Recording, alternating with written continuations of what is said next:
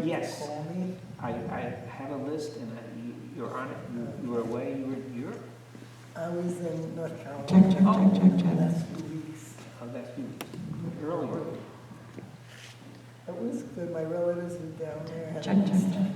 Here in Charlotte. Oh, yeah. I think it's much too big and crowded. God. Yeah, right. I've been going my whole life, so. Well, you know it. Little farms, Change. yes.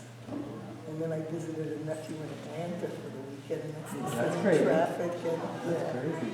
I was very happy to get home this time. Usually, I was really happy. Good.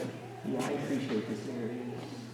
Lack of heavy traffic. Traffic, and yesterday we had to drive to Long Island.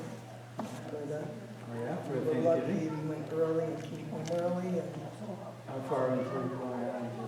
Huntington. Yeah, Not too far. Not too far? pretty far, I don't know. Past Fort Jefferson? No, not that far. Okay. So you had a good Thanksgiving? Yeah, it was okay. Yeah. Like 6 hours of driving, we're there 5 hours, and I Yeah. wish I had relatives closer. My son and daughter drove me, so. Well, we've got a good place. My son, That's nice, they're all good. his fiance. Yeah. That's the way to do it. Her husband, Scott. Scott? Had a nice Thanksgiving. That's great. Relax. Keep doing it. Yeah. They used to be in DC. Used to be in California. Used to be in Used to be in California. New Jersey. And all over. DC trip, not even a bus trip. Yeah, that's right. Princeton. A couple days, or is it 8 miles a day? Yeah. And where we live, it's so easy to get lost, on your walks. Yeah. That's one of the things. Yeah. I'm actually adjourned to Israel for a year.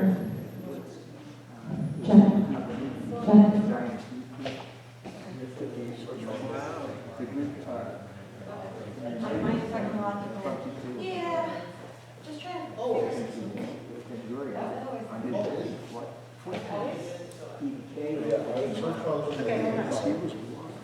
And he said to the group, mostly what do you do here? Explain, it's people are going to cruise and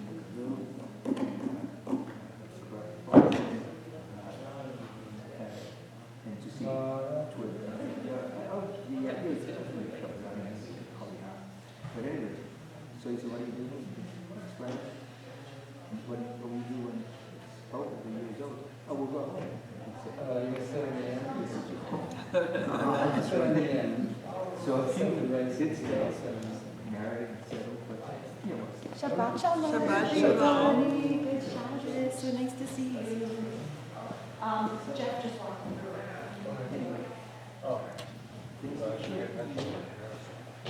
people are so impressed when they come to conversation, especially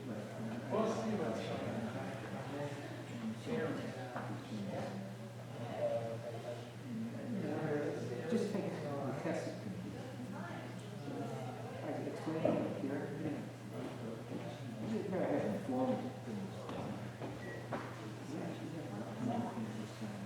True. That's why we Which way joined. did you? Yeah. Well, Marcia appreciated this approach, social discourse. She wasn't much, prayer. And she got to get into what she has to you're acting mingling. And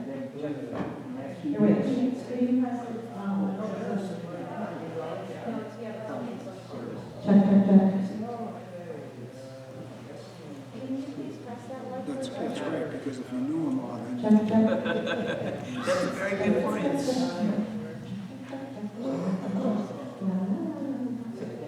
think that actually when we first came here, you and Marcia were one of the first people we spoke with. Because we were getting ready to go on our trip. And your daughter was are able to switch the mics back and forth, but I don't know Now who's it's using moving it back last. to Okay. South We had End. the Thanksgiving service in here. Yeah, that's the last. Still. He's an engineer, right? He was in charge of the building project for his company. And I think something's not working. which nation, would you guess which nation would be moved? China. What's it called? It's still all on him. Okay, you know what? We're gonna get started. Around the world. We don't talk about this much. I know, but it's a problem for hearing. Belt, they not a physical belt, it's job. The board belt. Project. Really, that are moving around. All right, we're gonna start. Okay. Can I ask if you guys want to sit up front? I cannot get the mics to work properly. Okay. Okay? Thank you for the warning. Oh, no. Oh.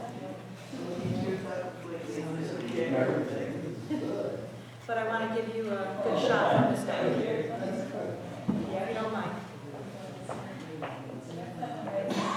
Oh. Just get this. Here's not working. Oh, here. I think that's sitting here. That's right. All right.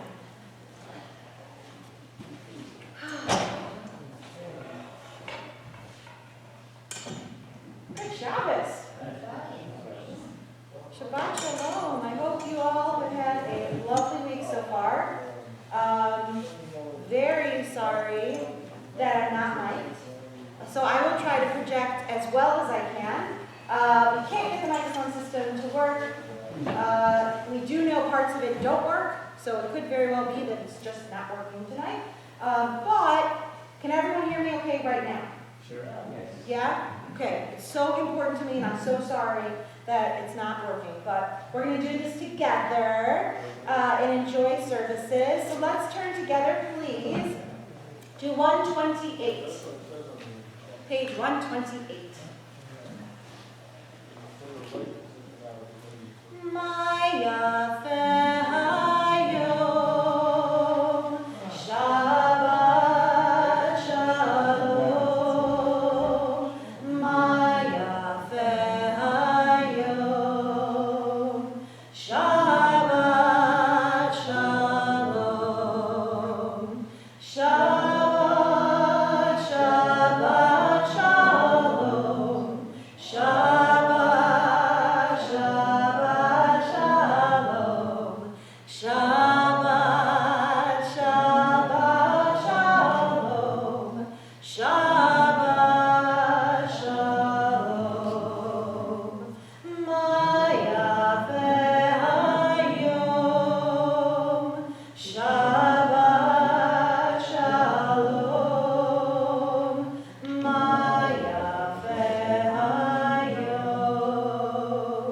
Shabbat Shalom Shabbat Shabbat Shalom Shabbat Shabbat Shalom Shabbat Shabbat Shalom Shabbat Shalom. Did anyone happen to sponsor the O-Night tonight? That we know of? No? Okay. So, Annie Beth, you're closest to the candles. Would you like to light the candles? Let's turn together to page 120.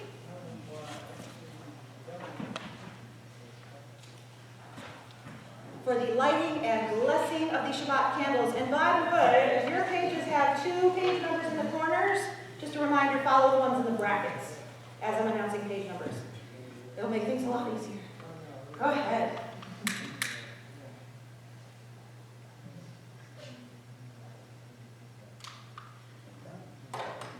Baruch atah Adonai Eloheinu melech haolam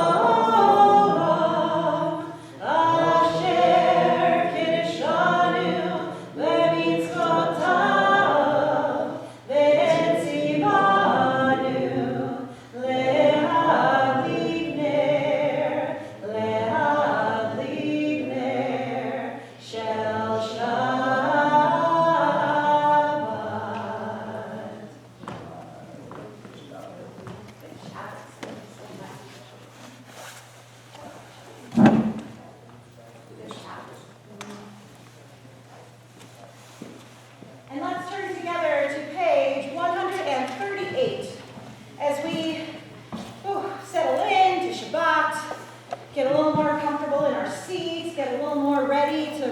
let go of the week.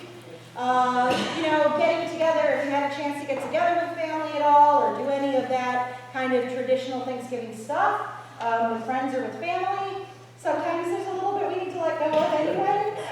So take a minute to just take a nice deep breath. Letting Shabbat in. And we not only let Shabbat into our hearts and our souls, but we also invite the Shabbat bride into our space with Lachadodi, page 138. Levadoti likrat alalai, alalai, alalai, alalai, Pnei Shabbat nekabela.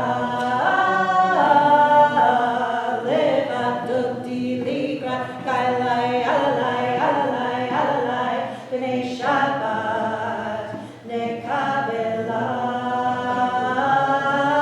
Shamor vezachor vedibor.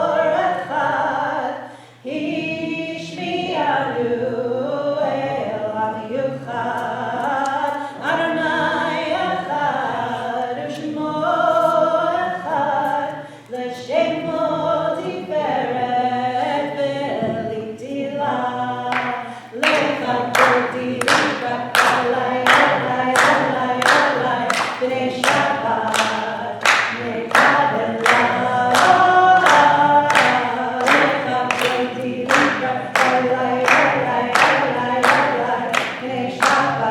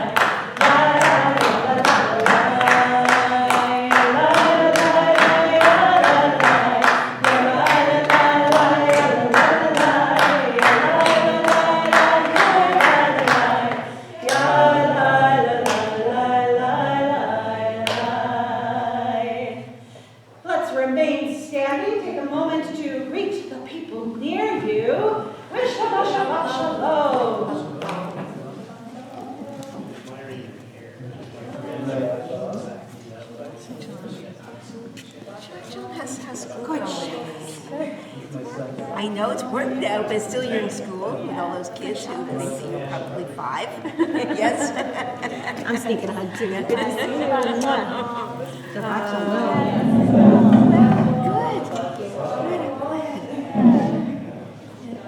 I had a bunch of other teachers. I was getting a sticker for students. Yeah. Yeah. I'm a teacher. I work here. Okay, let's stay standing and turn to page 144.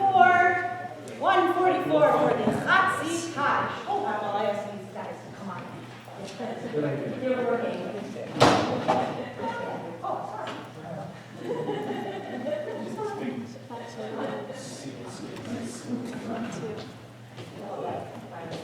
It's all good. We're done. It's a joy. All right. Yitgadal v'yishtada shemei Rabba v'yamadu rafirte v'yamlich malchutei v'chayekon l'yom v'chon uv'chayekon beit Yisrael b'gala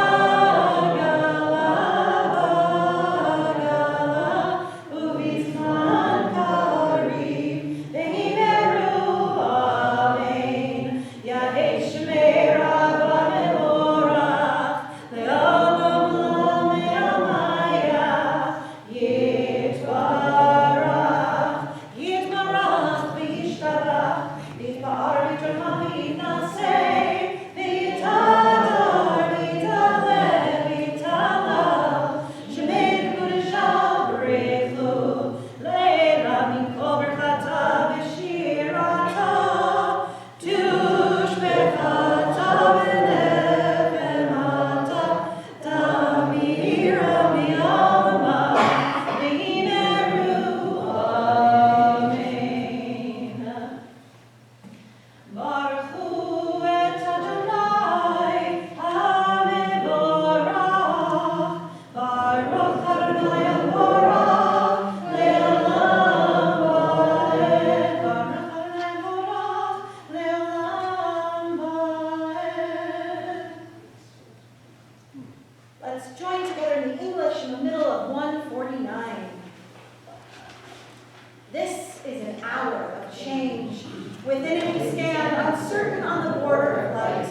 Shall we draw back or cross over? Where shall our hearts turn? Shall we draw back, my brother, my sister, or cross over? This is the hour of change, and within it we stand quietly on the border of light. What lies before us? Shall we draw back, my brother, my sister, or cross over? Baruch atah Adonai ha'ma'ariv arachim. Ahavat olam beit Yisrael achata Torah u'mitzvot chukim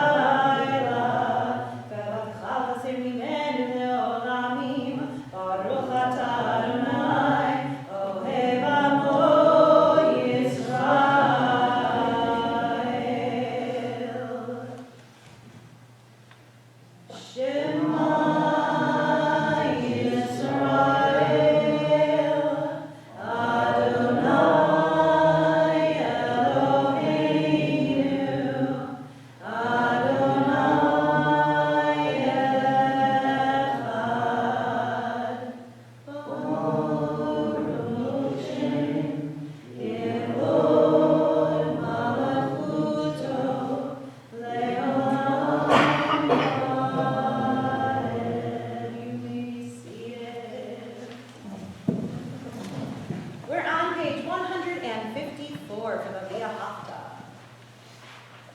Ve'ahavta et Adonai Elohecha b'chol levavecha u'b'chol nafshecha u'b'chol me'odecha ve'hayu ha'dvarim ha'eleh asher anochi mitzavach hayom al levavecha ve'shinantam levanecha v'dibarta bam ve'shivtecha u'beitecha u'v'lechtecha b'derech u'v'shokbecha u'b'klemecha u'kshartam liyot al yadecha ve'hayu letotafot bein einecha u'chtatam al mezuzot beitecha u'b'isharecha lemna'an tizkeru v'asitem et kol mitzvotai v'yitem kedoshim elohechem ani Adonai Elohechem asher hotzeiti etchem me'eretz Mitzrayim להיות לכם לאלוהים אני Adonai Elohechem emet. Would someone like to read aloud the creative translation that's on page 155? Who can do that for us? Arthur, please. Love your God with every heartbeat, with every breath, with every conscious act. Keep in mind the words I command you today. Teach them to your children. Talk about them at work.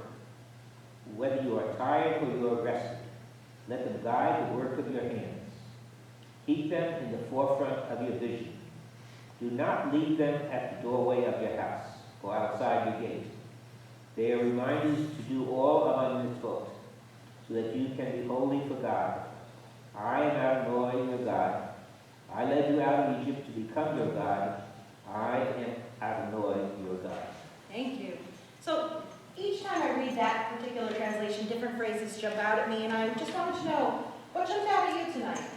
Was there a particular phrase or clause or line that resonated with you tonight that you'd like to comment on?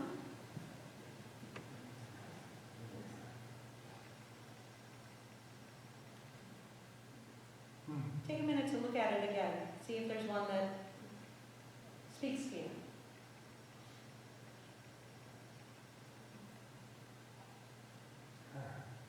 Perhaps we do not leave them at the doorway of the house or outside the gate.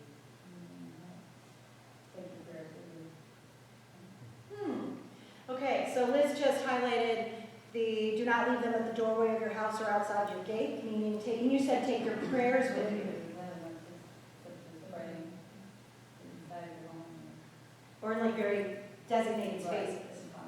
Nice. Okay, so we can take prayers and we can even expand that, I think, to mitzvot, right, the commandments, and maybe then therefore ethical living even. That we don't have to leave it outside or even just keep it at home. We can do it everywhere. We can pray everywhere. We can connect with God and with each other everywhere. Beautiful. Anyone else want to highlight one for us? Yeah, Linda. I think since it's Thanksgiving time, to be Yeah. grateful for all kinds of things, all kinds of times. Yeah. Yeah, it's easy to forget to do that. And it's interesting that we need reminders to be grateful. And so having an opportunity to do that, and loving God is one way to do that. Do you want to say more? No? Okay. But just the reminder that every action of ours can be one of gratitude and holiness. Anyone else? Yeah. Carry the idea of mitzvot throughout your day. Yeah. If you can be kind and be nice to someone. Like every moment, right? So carry the idea of mitzvot, of commandment, of love your neighbor as yourself throughout every moment of our day. How might we actually do that? And that's a way of loving God. It's a way of caring about each other. Beautiful. Anyone else? Well, thank you so much. Let's go to page 157. And your comments lead me to want to choose, well, you know, this section of the service before Micha Mocha is always about the future redemption that we pray will come. Because we hearken back to the Exodus from Egypt and our moment of freedom and celebration and the reminder that that's not it. Like, the story of freedom is not over. There's so many others who are still in bondage and in oppression, experiencing oppression. And so this moment is always one of social justice. And so your comments were all so beautiful for that. So let's read the one at the top of the page, 157, together. Standing on the parted shores of history, we still believe what we were taught before ever we stood at Sinai's foot, that wherever we go, it is eternally Egypt, that there is a better place, a promised land, that the winding way to that promise passes through the wilderness, that there is no way to get from here to there except by joining hands, marching together. Mi chamocha va'eli matanai, mi chamocha nedar b'kodesh, nora tehilot, o seifele, nora tehilot, o seifele, malchutecha, ra'uvanecha, bokei hayam, livnei Moshe Miriam, Zerianu ve'amru, Adonai Eloh, Adonai Eloh, le'olam va'ed. V'ne'emar ki vada Adonai et Yaakov, u'galo miyad chazak mimenu, baruch atah Adonai, ga'al Yisrael. And together on the top of 161. Let there be love and understanding among us. Let peace and friendship be our shelter from life's storms. Adonai, help us to walk with good companions, to live with hope in our hearts and eternity in our thoughts, that we may lie down in peace and rise up waiting to do your will. Baruch atah Adonai haporei sukat shalom aleinu, ve'al kol amo Yisrael, ve'al Yerushalayim. V'shameru b'nei Yisrael et ha-Shabbat, la'asot et ha-Shabbat b'dor b'nei olam. V'shameru b'nei Yisrael et ha-Shabbat, la'asot et ha-Shabbat b'dor b'nei olam. Ve'yu ve'in b'nei Yisrael, oti le'olam, oti le'olam. Ve'shameru b'nei Yisrael et ha-Shabbat, la'asot et ha-Shabbat b'dor b'nei olam. Ki sheishet yamim asa Adonai et hashamayim ve'et haaretz.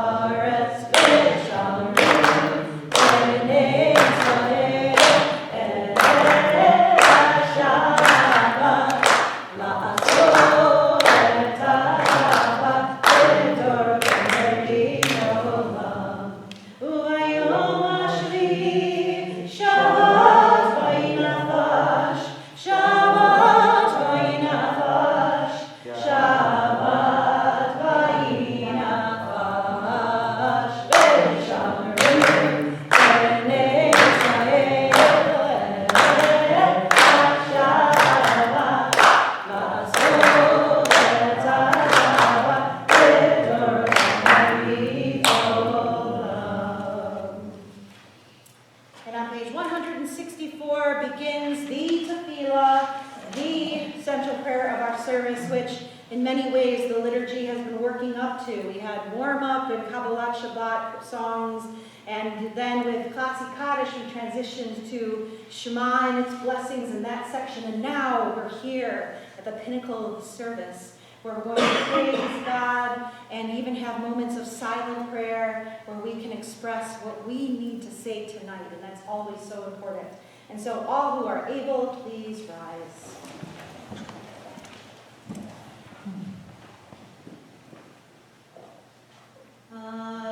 Adonai, Sefatitita, Ufia, Eternitatecha.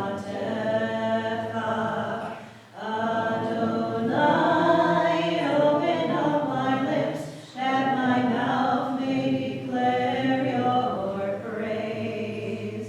Baruch atah Adonai, Eloheinu, Elohei Avotenu, Ve'imotenu, Elohei Abraham, Elohei Yitzchak, Elohei Yaakov, Elohei Sarah, Elohei Rivka, Elohei Rachel, Elohei Leah, Ha'el HaGadol, HaGibor HaNorah, El Elyon, Gomel Chasadim Tovim, Ve'gonei HaKol, Ve'zocher Chasdei Avot Ve'imahot, U'mevi Geula Libnei B'neihem, Leman Shemo Be'ahava, Melech Ozer Moshiach U'Magin, Baruch atah Adonai, Magin Avraham,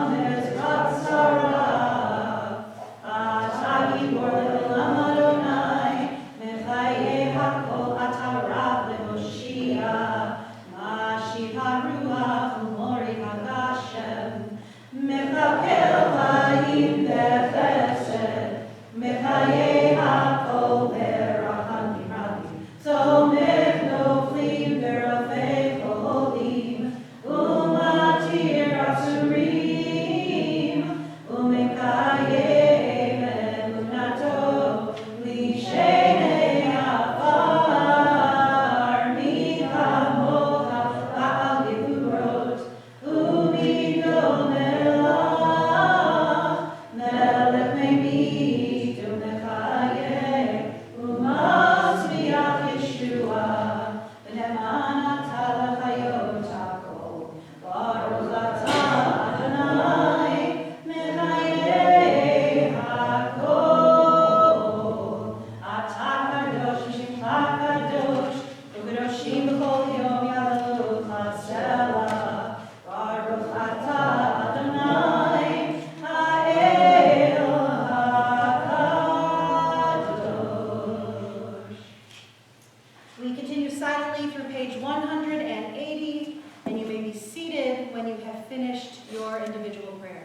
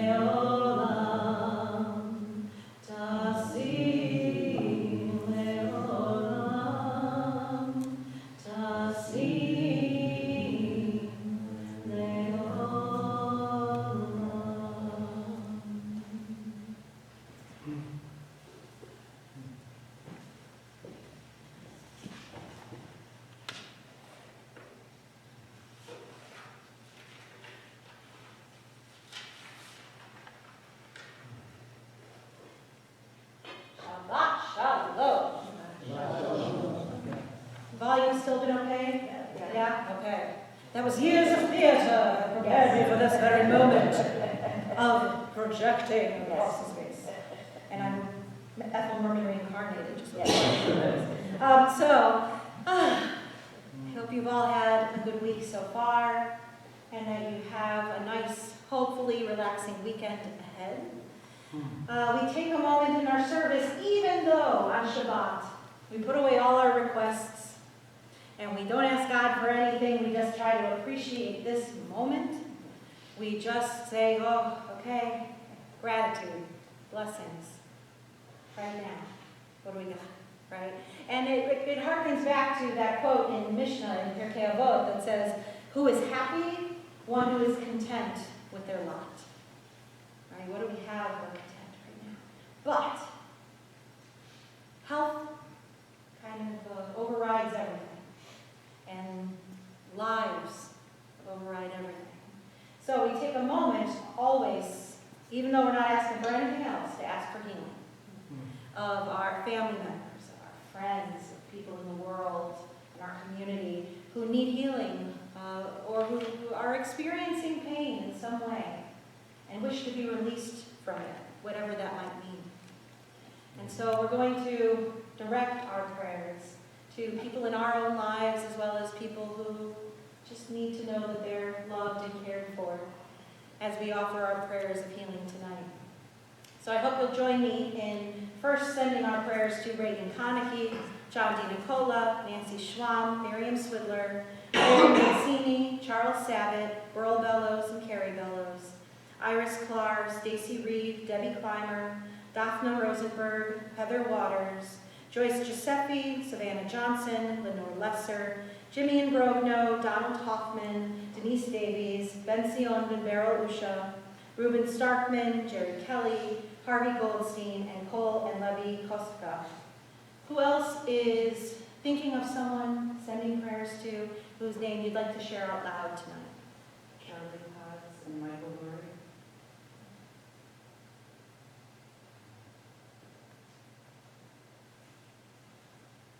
Cynthia Williams. Claudia.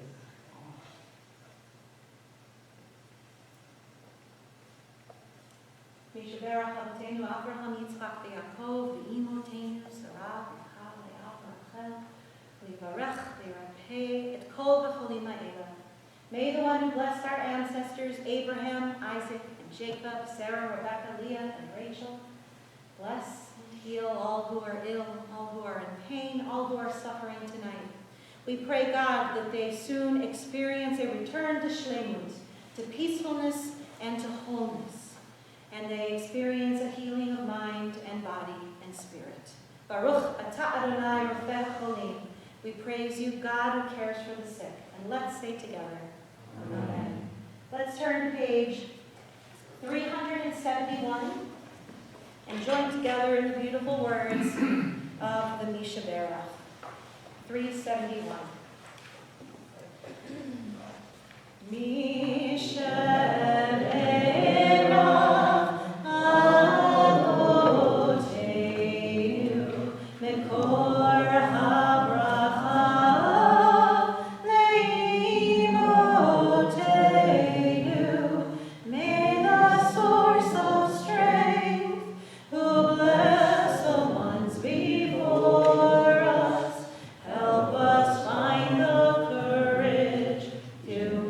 Our lives a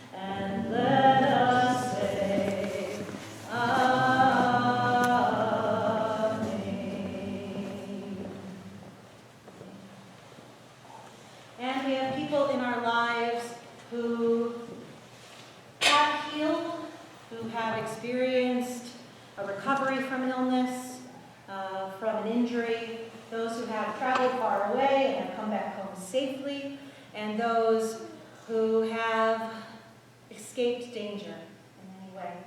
And so on behalf of all those in our lives who have healed, who have experienced those incredible miracles, which we never want to take for granted, we praise you, God, who allows for good things in the world around us. And let us all say together, Amen. So what simchas do we have? What smachot, happy occasions are going on in your lives? Birthdays, anniversaries, anything else you want to just share that's going on? No? Arthur? Well, easily, a shared congregation. Oh, thank you. If in case you didn't hear, he said a caring congregation. It's an honor. It's a sad honor, but it's an honor. And we do care so much about you. And feel Marcia here with us. Thank you. What else is going on? Yeah, David. Well, my dad would probably be annoyed that I said so, but today was his last day of radiation and chemo, and the tumor is very much shrunken and he's very much relieved. He's still exhausted and irritable and his skin's a wreck, but he's optimistic. That's great. Let him be annoyed. It's a good reason to annoy him a little bit. We're very happy to hear. I'm very happy to hear that. Good. And continued healing to him. Yeah. Zach got to play in the snow. So brave the snow, and you're spending Thanksgiving in Lake Tahoe. I was going to say, Mr. California, where did he get to experience snow in Lake Tahoe? Great. Yeah, they got there just before the big storm. Wow. So they've got lots of snow out there. That's great. Yes, I want to see pictures. Yes. Anyone else? Oh, yeah, we're honored, we have our whole family tonight. Look, the ganze Mishpacha. Oh my God, it's so beautiful. It's so nice to have you all here. Really, you're part of our extended family too. So glad you're here. Yeah, we got to go to Long Island. Sorry, Long Island. Let me pronounce it properly. Yes. Last night to be with Seth's family, and Spencer had a blast. And just in case you're concerned about the welfare of our child, he's with his grandparents tonight on Long Island. Oh. And we, yeah, whoa, first sleep Whoa. over, right? Big deal. Uh-oh. Pray for us all. And he'll be driven back up tomorrow, so we can all continue to be together all weekend, which I didn't miss. And I miss him. Oh my God. Boy, in your kishkis, You know, you probably maybe call Emma and Bianca and borrow a couple of twins. That's true. Yeah. We can borrow babies from somebody else. Yeah. No, you're not. No. You're like, we did our time. Anybody else?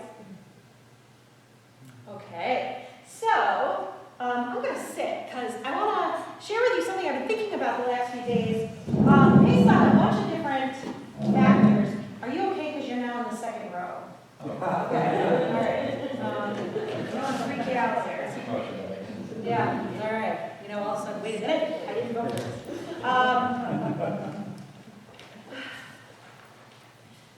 So who is here for our Interfaith Thanksgiving service? So a nice group of us. Anybody remember what Brad Jubileer, our president, said as part of his welcome to the congregation that was remarkable? No, nobody remembers anything that the president said that was remarkable. I was setting up. I have an excuse. Okay, Beth. The president of the congregation.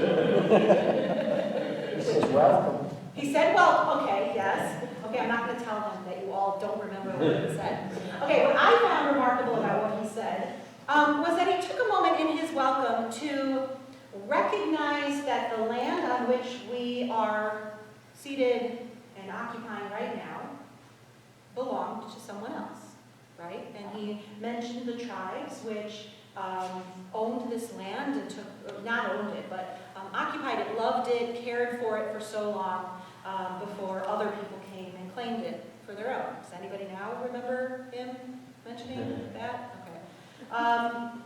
And it's something I've been thinking about a lot as this year, and it's been growing for a few years, maybe for you, maybe not, and it's totally okay if it's not, it's just something I want to think about. I'm feeling more and more conflicted about Thanksgiving, just as many of us are feeling more and more conflicted about Columbus Day, where things that were 100% awesome and good are kind of, I don't know, you know, they're changing, and we're becoming aware of nuances and sensitivities that perhaps we didn't think about before. And it got me thinking about the power of speech. In this week's Torah portion, we're introduced to Jacob and Esau, okay? We get Isaac's children. And what do you remember about Jacob and Esau and the stew?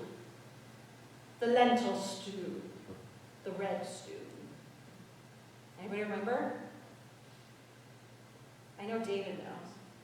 No, you don't know. This one I forgot. No, I know. Anybody? Do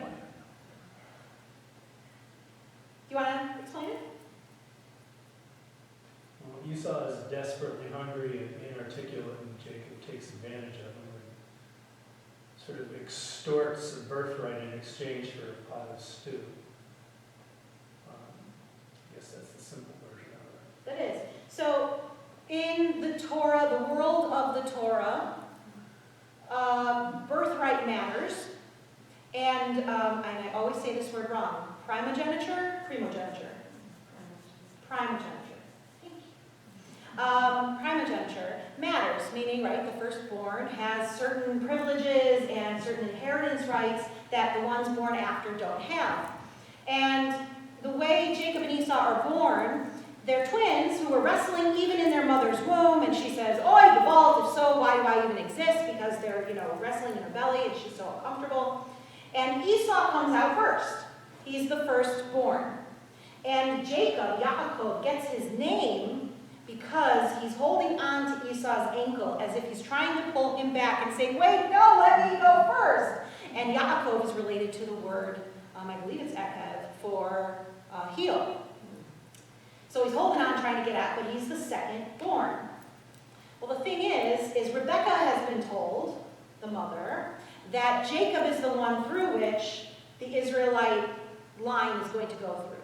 That the prophecy, the promise, the covenant is going to go through Jacob, but Esau's the older brother. And Esau is, he's an outdoorsy guy. He's just kind of a man of outside, of maybe more connected to nature, not as cerebral. And Jacob is more of an indoorsy guy, more of a mama's boy in the best sense of the term, in that he's much closer to Rebekah than he is with his dad. His dad prefers Esau. So in a moment of extreme hunger, having come in from the hunt, Esau says, "Give me some of that red stuff," because Jacob's inside cooking. And Jacob recognizes a moment of vulnerability, says, "Sure, you can have some, but give me your birthright." For a bowl of soup, okay, of stew. And Esau's so hungry and not as quick, and says, "Yeah, I'll give you the birthright, that's fine, have it. Just give me this and give me some soup." And in that moment, the birthright is switched. Later on, in another moment of manipulation, Jacob dresses up. Isaac is aging, his eyes are dimming, as the text says, and he can't see as he's getting, he's nearing his death, he cannot see very well. And therefore Jacob dresses up as Jacob dresses up as Esau. Esau's very hairy, okay? And so he puts on some goat hides and sneaks in to his father to receive the blessing that the firstborn is supposed to get, the special blessing. And Isaac says, "You sound like Jacob, but you feel like Esau, so I guess you must be Esau. And you just brought me some meat from the hunt, so yeah, you must be Esau. My ears must be tricking me." And Isaac bestows the blessing of the firstborn, the special blessing, onto what's supposed to be Esau, but is actually Jacob. In these two cases, words matter. So it's not a contract. I don't even think there's a handshake. It's just words.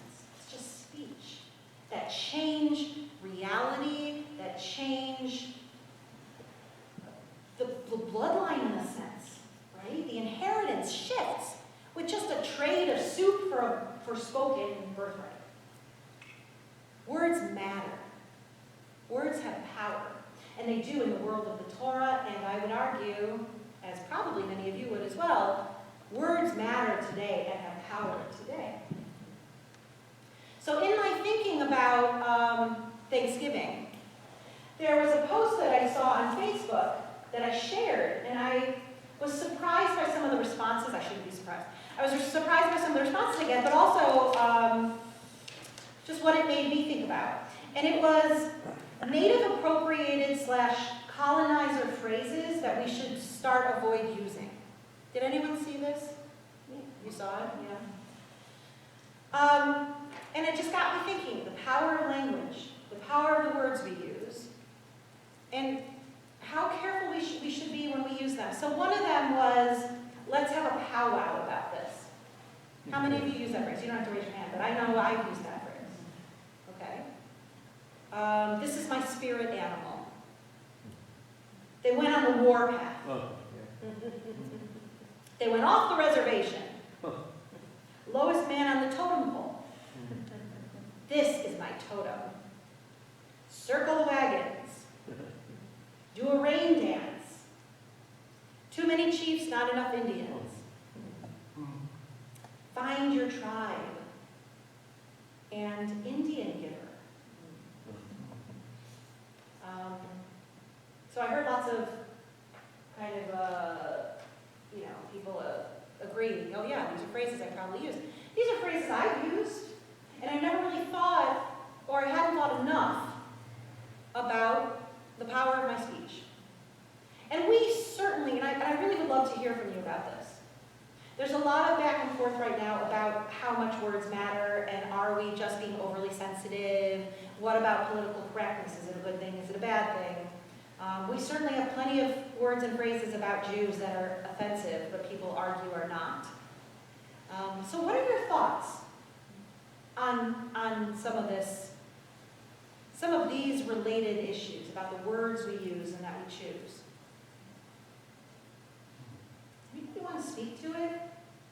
I know it's a little intimidating. It's a big topic. John, go for it. I asked a friend of mine, what are you doing for Thanksgiving? And she said, I'm going up to Plymouth, and I'm going to dine with some very angry Aborigines, which is not a direct answer, but when you started, you said, I've been thinking about Thanksgiving, Yeah. and how happy things are, and what we celebrate, but I think we frequently celebrate things which other people would wind up not celebrating. Right. How we took over from the Native Americans. My feeling about some of the phrases you said is that they're not necessarily either prejudicial or hurtful, and some probably are. And I think it's unfortunate that we blanket. We say you can't say anything at all. That's not okay. I also find it interesting that African Americans will frequently use a word that we're not allowed to use, and that's okay because they use it, but no one else is allowed to use it. Mm-hmm. And I think that a young person with no previous prejudices, no previous input, would have a hard time understanding, well, is this a word that's bad, good, I shouldn't use, I should use? So my response is, there ain't no simple response to it. There is no simple response. Sorry, there ain't no simple response. Let me quote you. There is not any simple response. You remind me of the Borscht Belt.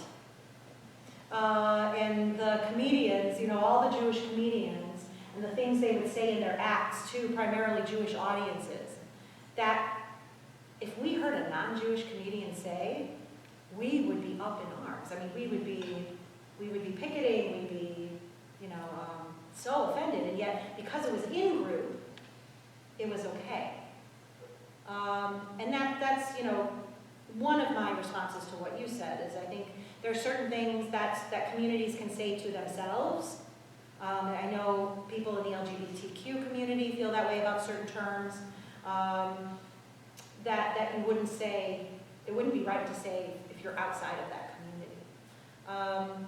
But is there a line of being overly sensitive? And this list is both things that are, I think it's words that are considered offensive or derogatory, as well as words that were appropriated from, that are maybe not nice that we're using that were terms of Native Americans. But it's hard to say blanketly as well, depending on the tribe. Other responses, yeah. Yeah, I think where words are the beginning of a conversation about it, I think it can be pointing out these words that have these histories can be a really important bridge to having a deeper conversation. Ooh, nice. And I think maybe the critique against political correctness is often that it sometimes it's just the end of the conversation. Oh, then you make the comment. Right, here are the words we're not going to say now, and that's the end of it. But what I see is that these words actually are just symptoms. They kind of show us deeper traumas underneath, deeper things that we have to deal with in our society. And these are just our first encounter with those things. Right. So yeah, I think it's valid. Words do have power, and it's good to use them to try and go at the deeper things rather than just stopping communication. Sure. And you're absolutely right. That is one of the big issues right now, is that when words are used in a harmful way, or even in an innocuous way, but they hurt somebody, then it shuts down communication. Instead of maybe saying, wait, let's work through this and figure it out, and talk, and maybe build our relationship even stronger, between friends. So that's a beautiful, yeah. I guess my feeling is that it's not really my place to tell or to kind of decide what's okay to say. I have to, I think we all should, if it's about anyone other than us, who are we to say anything about what we think is okay? I think it's, in that case, you listen and then you respect what other, it's not about you at all, it's about it's about respecting what other people, how they want to or what words or what means, what they mean. It's just something that I feel like it doesn't really matter what you think at all. Yeah. Oh, but if the Native American community, First Nations community, depending on how they prefer to be referred to, right, has said these terms are offensive to us, that we should. Yeah, for me, there's no. Yeah. Who are we to say? Yeah. We use it anyway. Well, at least for me personally, I would respect that, and it doesn't need to be that a whole group represents people are individuals, but I would try to be respectful of what other people how they want to be treated. Beautiful. So over and over again in the Torah, words have the power to bless and words have the power to curse, right? If you bless somebody, you have actually given them goodness. You have changed their future because you have given them a blessing. And if you curse them, if they have been cursed through speech, you have changed their future in that they will have hardship. They will experience just downfall or disease, illness, bad crops, for their future. When words in our world, we don't necessarily think of them doing that, but think about systemic racism, think about anti-Semitism, the way one symbol or one word graffitied on a synagogue wall outside, how that can destroy a community, right? A word. The one other thing I'll leave you with that ties into this was I also posted on Facebook this week a beautiful video that I encourage you to look up that reformjudaism.org published. And if you're not on Facebook, that's totally okay. You can go to reformjudaism.org and find it there. that a dear friend of mine named Elias Rubin, who prefers the pronouns they, them, and she, her, gave a video from a Jewish point of view about being sensitive to people's pronouns and why that matters. And there were people very, very offended by this video. And how dare you tell me, I'm going to know what my eyes are telling me about your gender, and that's what I'm going to use. What do you mean you're going to tell me they, them? That's plural. That's ridiculous. And there was a teacher who said, I'm sorry, I'm a teacher and I teach grammar and this is not okay for me. And so I posted very politely back to that person who responded to the main video. Well, great, as a teacher, I'm sure you value the fact that learning continues throughout our lives. And you'll be interested to note that the APA, as well as Merriam-Webster Dictionary, has recognized that they, them can be used as a singular pronoun and has been for hundreds of years. And if somebody has said that they themselves want these words used for them, who are we to say otherwise? So I just encourage you, as we think about Jacob and Esau, and how birthright and inheritance and property can change based on words, how are we creating our worlds through words? So, David. So I was just going to say that in this week's issue of New Yorker, there's a piece by a history professor at Harvard. His name is Philip DeLoria. It's called The Invention of Thanksgiving.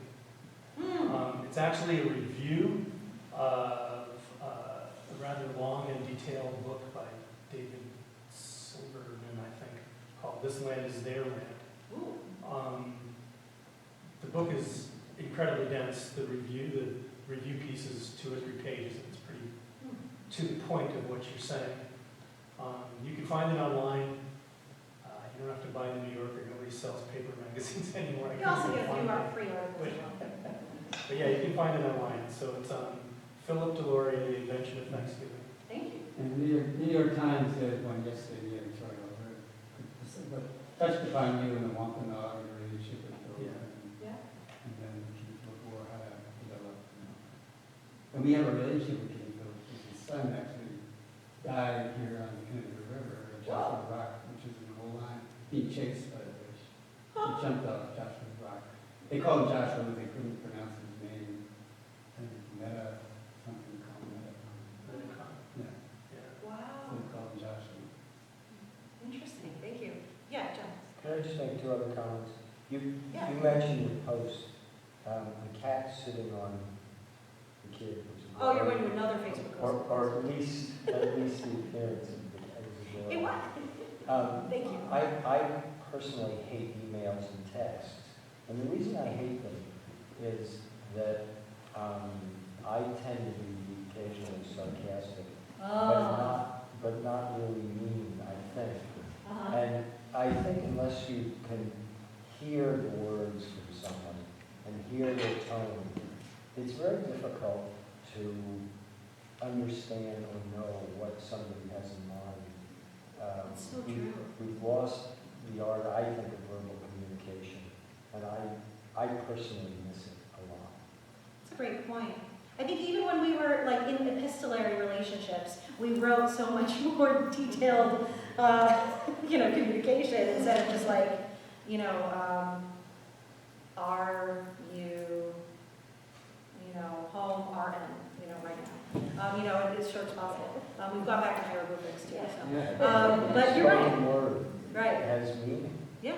Right. Words have meaning. Yeah. And going to what John said, I think, words are just words if you're just taking them as words. You have to take them as what's their context, what's the spirit of the word. Yeah. And that's why groups can say things maybe about themselves that you can't say to others. It's really just what the context and meaning, and a lot of times people take those words to mean something different than what it was intended. That's why sometimes in emails and texts, sure, you can cause a lot of trouble. are you mad? I'll get this sometimes. Are you mad at me? I'm like, no. Why am I mad at you? It says, well, your text sounded angry. I'm sorry. I was just frustrated. Yeah. abbreviating. Good point. And I think, things evolve just like holidays evolve, and I think Thanksgiving, for most people now, isn't about the pilgrims and all that. I think it's more about being thankful for the things that we have, our family, our community, Sure. our freedom. And that's maybe the invention of Thanksgiving gets to this, that things change over time. And holidays change over time. You wonder why most of the Jewish community is okay adopting Halloween, but still hasn't Christmas, right? Both having very non-Jewish roots. Valentine's Day is kind of in between too, So holidays, when you go back and you think about what is the holiday actually about, does that matter in relation to how it's observed today? And you're right, words and context, that matters as well. That's something like, there have been so many efforts by different groups to reclaim certain words that gained negative power or power used against them, and they've tried to reclaim them as a neutral word or even a positive word. Eve Ensler did that with her show. So, you're right. So, there's a lot to think about. I think, I know I want to be sensitive with my speech. I feel like that's part of who we are as Jews, is to honor the power of blessings and curses and the power of our obligations to others. And loving our neighbors as ourselves means respecting their needs as much as our own. So I appreciate all of your conversation and thoughts on this issue very, very much. And Yasher Koach. Thank you. If you want to discuss this parsha further, you're of course always invited to Scrollers tomorrow morning at 9 a.m. We'll be studying the Torah portion, and actually tomorrow's commentary is a little bit from a men's Torah commentary and a little bit from a women's Torah commentary, so it's really interesting to compare the two and the lenses through which they view the same portion. So, thank you, everybody. Announcements. Tuesday, 10 a.m., come have coffee with me at Simon's. You're always all invited. It's a pleasure to just sit and schmooze with you. You don't have to buy coffee. You don't have to get a bagel or a scone. It's okay, but if you do, that's okay too. It's wonderful and a joy. Next Friday night, the 6th, is First Friday. We have our Tot Shabbat service at 6 o'clock, a 6:30 potluck, dairy potluck, open to everybody. We hope you'll come join us for dinner and bring a dish to share. And then at 7:30 p.m. is our First Friday Erev Shabbat service, which is of course always a little more family-oriented. I will mention also that next Friday night is the Chestertown tree and menorah lighting, and I will be there participating in that and helping to light a menorah for the town of Chester for now the only second year in a row, and that's going to be really awesome. So that's in the middle of Chester, and then I'll be coming a bit later towards the nearer to the pop-up. Beth. That's what I was going to remind you, because I was at the meeting. Oh, I've not forgotten, but thank you. What were you, about the lighting? Yeah, asking if you do the tree lighting. I'm doing it. The menorah lighting.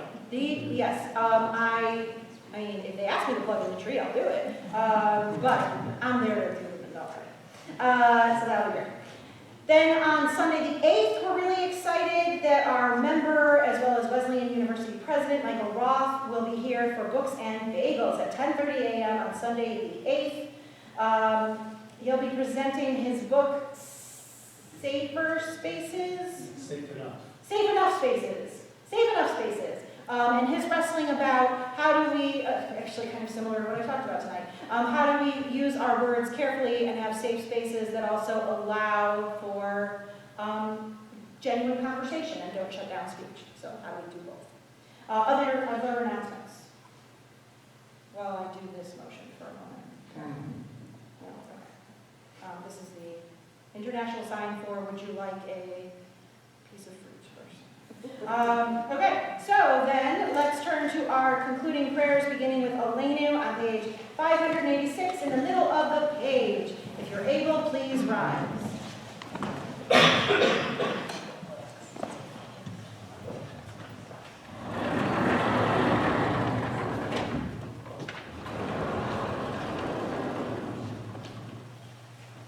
Elenu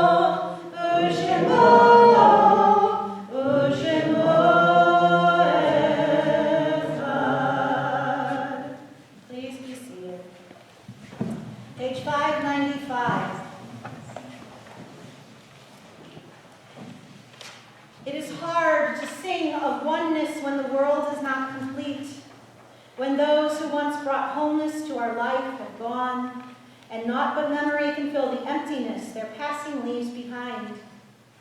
But memory can only tell us what we were in company with those we loved. It cannot help us find what each of us alone must now become. Yet no one is really alone. Those who live no more echo still within our thoughts and words, and what they did is part of what we have become. We do best homage to our dead when we live our lives more fully, even in the shadow of our loss. For each of our lives is worth the life of the whole world. In each one is the breath of the ultimate one. In affirming the one, we affirm the worth of each one whose life now ended brought us closer to the source of life, in whose unity no one is alone, and every life finds purpose. Page 598. If you hear the name of a loved one read aloud on our Shiva Shloshim or Yortzeit list, you are, of course, invited to rise when you hear his or her name if you're comfortable doing so. This allows us to recognize your loss and offer you comfort. And then we will all rise to join together for the recitation of the Mourner's Kaddish on page 598. This Shabbat, we're marking the recent passing of Marcia Myers and Nan Krzyzewski. We mark the Yortzeits, the anniversaries of death for Rose Barron, Abraham Baskin, April Lee Block, Sam Chayat, Etta Cohn, Jerome Fishbach, Lawrence Gottfried, Charles Gottfried, Benjamin Greenberg, Jack Hyman, Regina Kest, Patricia Konecki, Samuel Ladis, Steve Levinson, Joseph Major, Sylvia Price, Isidore Rabb, Joy Hellman-Reznikoff, Dorothy Rubin, George Saphir, Priscilla Sobrino, Lenore Palmer-Tobias, Sylvia White, and Sarah Ratfus Yoselov. Who else is marking a Shiva, Shloshim, or Yortzeit, or is in the first year of mourning and would like to share a name out loud? Ed Kurtzman.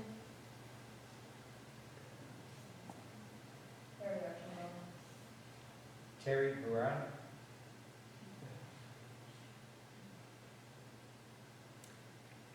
Zichronam Livracha, may all of their memories always be a blessing, as together now we all rise and we join in the words of the Mourner's Kaddish.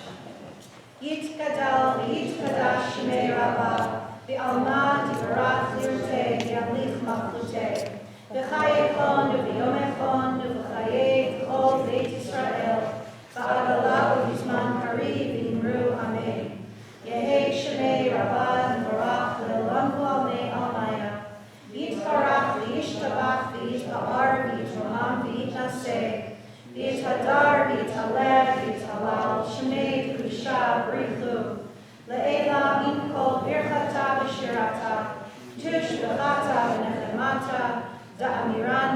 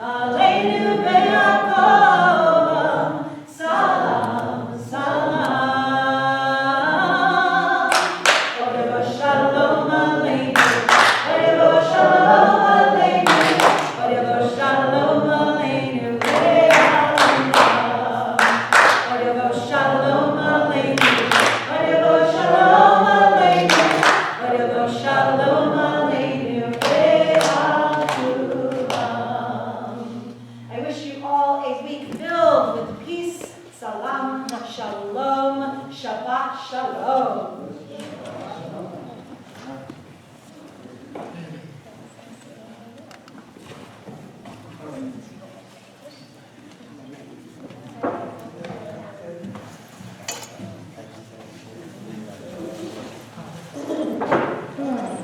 Good job, it's enjoy your night. Thank you.